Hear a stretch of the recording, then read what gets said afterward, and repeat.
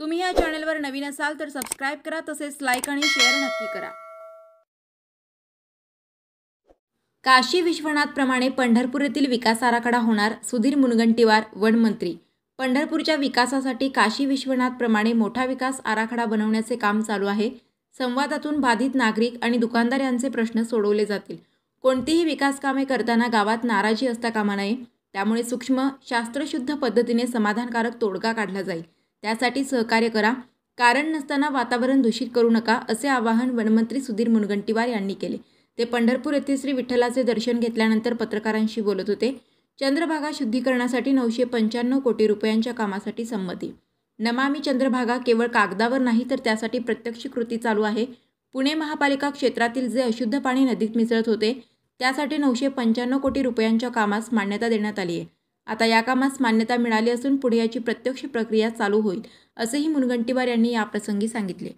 होत नाही, वाळवंटाची बकाल अवस्था झालेली आहे। आपण नाही ठीक आहे, आज काही मी त्या खात्याचा अर्थमंत्री म्हणून अधिकार नाही, पण तुम्ही सूचना केली आणि सुदैवाने आता राज्यामध्ये तुष्टीकरणाचं राजकारण करणारे नव्हे, मताचं राजकारण करणारे नव्हे, तर समाधानी मनाचं राजकारण करणारे आहे। आणि म्हणून माननीय मुख्यमंत्री एकनाथ शिंदेजी, माननीय उपमुख्यमंत्री देवेंद्रजी, माननीय उपमुख्यमंत्री अजितदादा यांच्या नेतृत्वात आत्ता मागा जी माहिती आहे, पंढरपूरचा एक मोठा विकास आराखडा हा केला जातो आहे। आणि या ठिकाणी जे स्थानिक दुकानदार आहे त्यांच्या काही प्रश्न समस्या आहे, तर आम्ही कॅबिनेटमध्ये जेव्हा याच्याबद्दल चर्चा केली तेव्हा हाही विषय मार्गी आला की संवादातून समाधानाकडे।